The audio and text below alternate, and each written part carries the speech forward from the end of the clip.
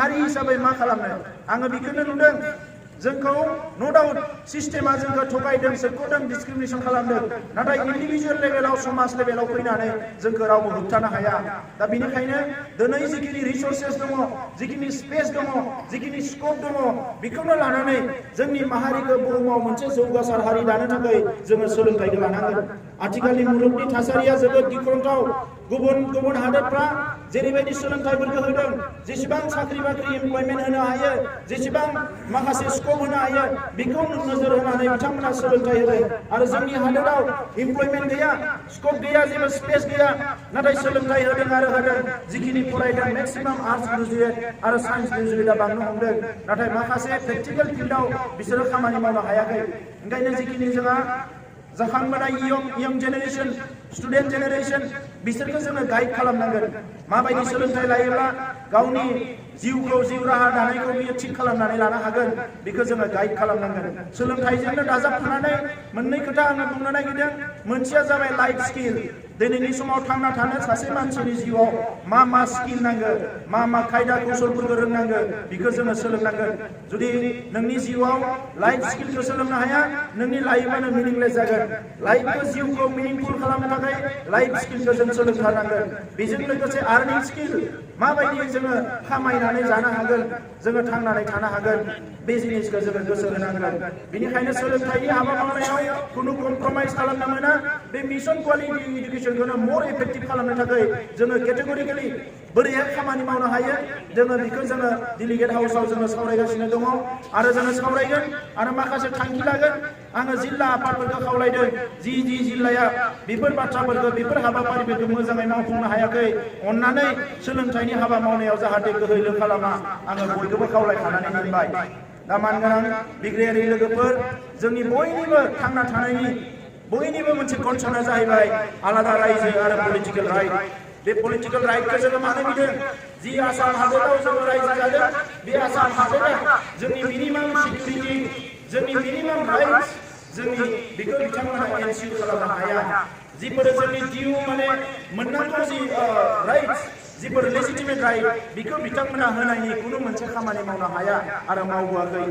बे मावनो हाया आरो मावबोआखै बिनि जाहोना सिस्टेम नङा सिस्टेमा जेरावबो एखे अल इन्डियायावनो सिस्टेमा एखे नाथाय बिथांमोननि गोसोसो बिथांमोना गोसो जानानैनो जोंनो जोंनि मोननांगौ मोनथायफोरखौ होनो नागिराखै गोसो जानानैनो जोंनि जौगानायनि हाबाफारिफोरखौ मावनो नागिराखै गोसो जानानैनो जोंनि सोरगिदिं जौगानायनि हाबाफारिफोरखौ मावनो हायाखै मावनो नागिराखै जायनि जाहोनाव दिनै जोंल' धंस जादों बिदि नङा बिथांमोनाबो धंस जानायनि लामायाव फैगासिनो दङ दा बेनिखायनो मानगोनां रायजोफोर आंनि खावलायनाया बिसोर जे सोरबाया मा जायो मा जाया बेजों जोंहा अरजानांगौ गैया बर' हारिया मोनसे थिरांथा लाना फैखादों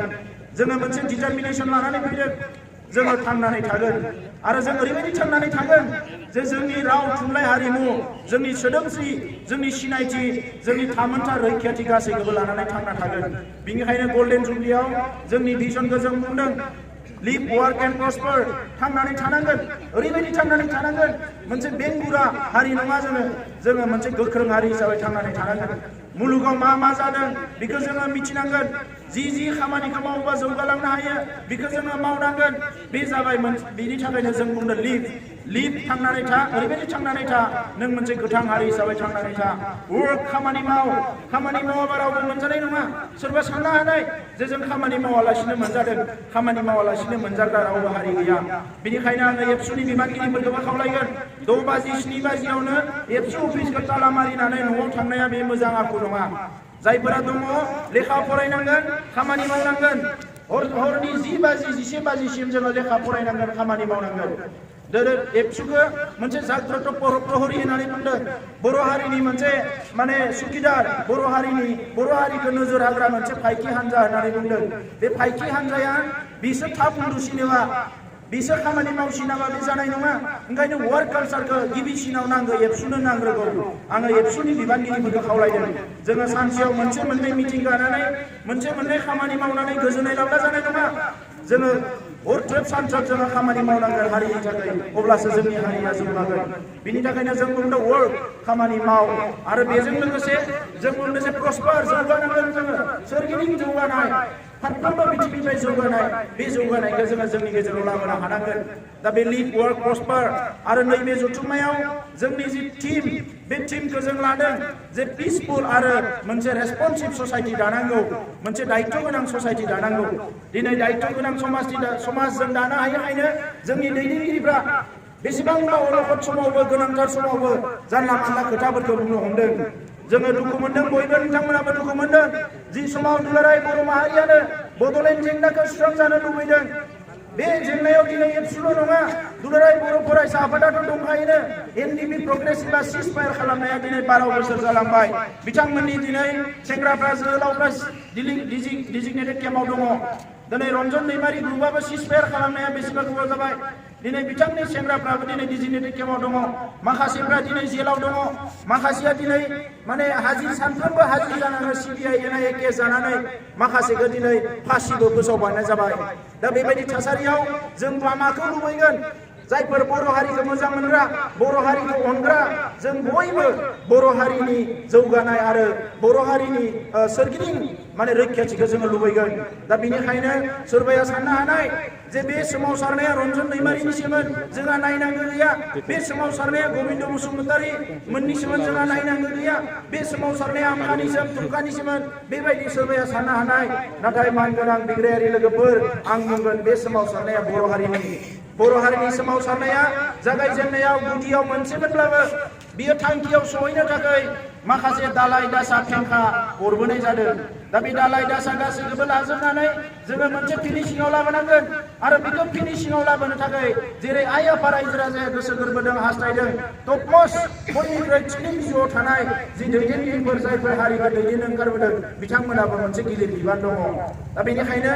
दुखु मोननायनि गेजेराव बांसिन दुखु मोननाय खोथाखौ आं बावैसो फोरमायनो गोनां जादों जेब्ला दिल्लीनिफ्राय जोंनि सासे दैदेनगिरिया बुंबाय जे बड'लेण्ड मोननायनि फिजिबिलिटि गैया खुनु क्राइटेरियानि मिलाया होननानै दा बेफोरबायदि खोथाफोरखौ सरासनस्रायै जोंनि मानसिफ्रा गनायनानै लायो जोंनिया जेरै माने बुङो जेबो नङा बे बुंफ्लानायसो खोथा गुबुन हारिफोरजों मोजां थानो थाखाय मानो थानो थाखाय नाथाय बियो बुंफ्लानायबाबो मोनसे हारिखौ अलखदाव गोग्लैयो मानगोनां रायजोफोर दिनै हारसाफोरनि अलखदखौ सोर लाबोखो हारसानि अलखदखौ हारसायानो लाबोबाय नोंथांमोना नुदों दिनै जाय हारसाफ्रा मोनसे समाव रोजा रोजा सुबुं मानसि थैनानै आसाम सुक्ति जाबाय बे आसाम सुक्तिखौ गावसोरनिनो एजिपि गभर्नमेन्ट दाबाय बे एजिपि गभर्नमेन्टआ 15 बोसोर सरकार सालायबाय आरो 15 बोसोराव आसाम एकर्डखौ इमप्लिमेन्ट खालामनो हायाखिसै दिनै बिथांमोना उनाव फैनानै हांखुर जानो गोनां जाबाय आन्दोलन खालामफिननो गोनां जाबाय दिनै फैयै फैयै फैयै बिथांमोना 30-40 बोसोरनि उनाव दिनै मा नुखो जाय आसाम सुक्तिया रूपायन जाय माने इमप्लिमेन्ट जायैनि थाखाय बिथांमोननि अबस्थाया जोबोद गाज्रि जाबाय जायनि थाखाय सोमावसारदोंमोन बियो मिनिंलेस जानाय बायदि जाबाय बिथांमोना दिनै बायजोनिफ्राय फैनायखौथ' होबथानो हायाखिसै सिङाव थानायफोरखौबो होखारनो हायाखिसै बेबायदि मोनसे थासारि जाफैबाय दा बेनिखायनो सम थानायावनो जोंबो साननांगोन दिनै मोनद' हारिखौ एसटि खालामनायनि खोथा बुंदों मानगोनां रायजोफोर बियो गेलेफ्लानाय खोथा नङा सोरबा सोरबा दैदेनगिरिफ्रा जोंनो खोनाहोदों बुंदों जे बिथांमोना एसटि जायोब्लाबो जोंनियाव जेबो खहा जानाय नङा मानो खहा जाया जानो भारतनि कनस्टिटिउसना एमेन्डमेन्ट जायो आरो सरकारा जि गोसो बेखौनो खालामनो हायो जेला मेजरिटियाव थायो जायखिजाया राजखान्थि हान्जायानो जायखिजाया बिलखौ पास खालामनो हायो जायखिजाया डिसिसनखौ लानो हायो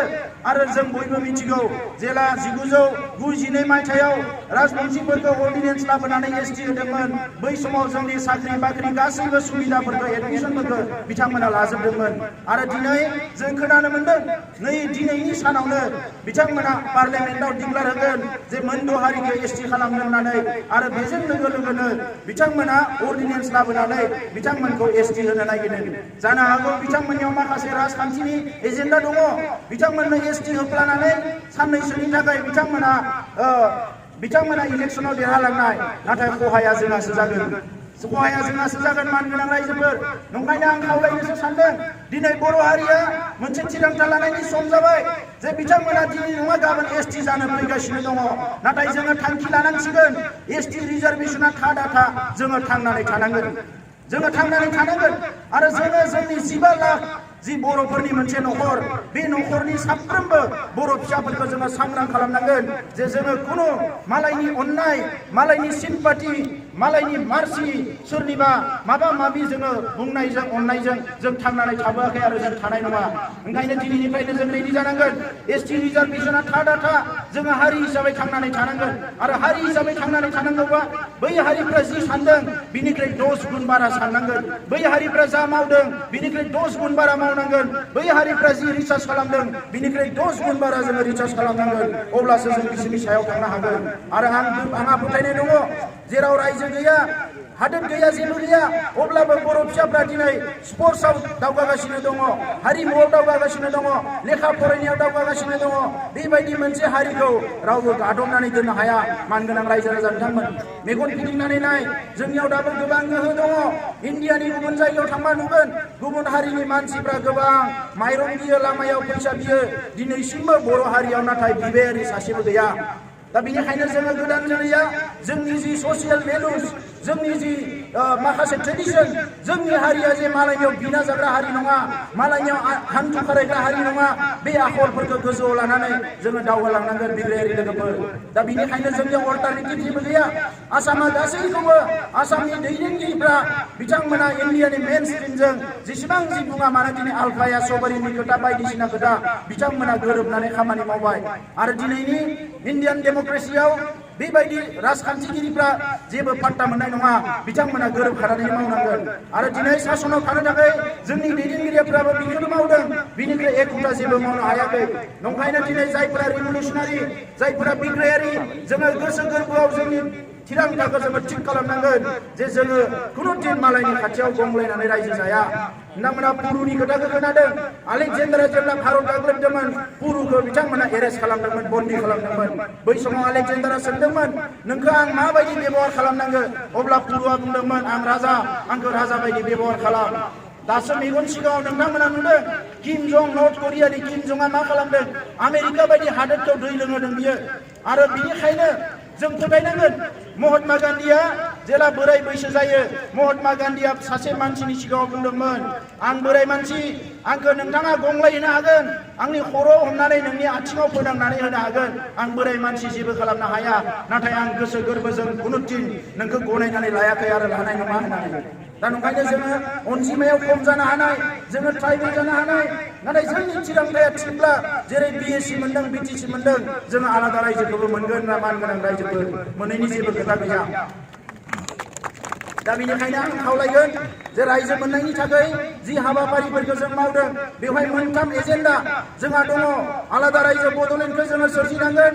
बड'लेण्डनि बाहेरायाव थानाय बर' फिसाफोरनि राजखान्थि मोनथायखौ जोङो थिग खालामनांगोन आरो दुखुनांथावसिन बाथ्राया जाहैबाय कार्बि आंलंनि बर'फोरनि हिल स्टेटास जिनिखि 2003 सनाव बिटिसि एकर्डनि 8 नाम्बार दफायाव दङमोन बेखौ दासिमबो इमप्लिमेन्ट खालामनो हायाखै जोङो दुखु मोनदों जोंनिनो दैदेनगिरिफ्रा सरकारजों लोगो नांनानै बै आसामाव जाय फैयो दिल्लीयाव जाय फैयो बिसोरजों लोगो जानानै सरकार सालायदों गोबां समाव अजयबानि होदों कार्बि आंलंनि रायजोफोरखौ जेबो गिनाङा नोंथांमोना एबार जागोन फैगोन खनसेयाव जागोन नै उनाव जानोसै बेबायदि फैयै फैयै नै लास्ट दाख्लै बावै नैबे पार्लियामेन्ट सोलिनायावबो बे फैयाखिसै दा नंखायनो आङो कार्बि आंलंनि आइ आफा रायजो राजाफोरखौ खावलायगोन गोसो बायनो नाङा जोंफोरबायदि हारिनियाव बेबायदि जाथाय जानाया गोदान खोथा नङा एबा असाभाबिक नङा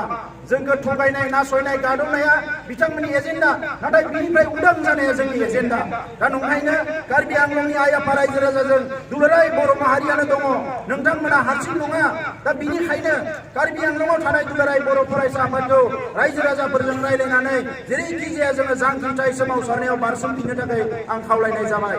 दा मानगोनां रायजोफोर बड'लेण्डखौ मोननो थाखाय मोनथाम एजेन्डानि खोथा बुंदों आङो गिबिसिना जाहैबाय सोमावसारनायजोंसो जोङो इस्टाब्लिश खालामबोदों जोंहा जे गांनाय उखैनाय जेंना दङ नंखायनो सोमावसारनाया खुनु दिन कमप्रमाइज जानो मोना मालाया जोंखौ गावस्रा होगोन नासयहोगोन मालायल' नङा जोंनि मानसियाबो जोंखौ थेर बेथेर खालामनो नाजानो हानाय गावनि राजखान्थि उद्देश्यनि थाखाय जों खौसेयै थानांगोन नैथिया जाबाय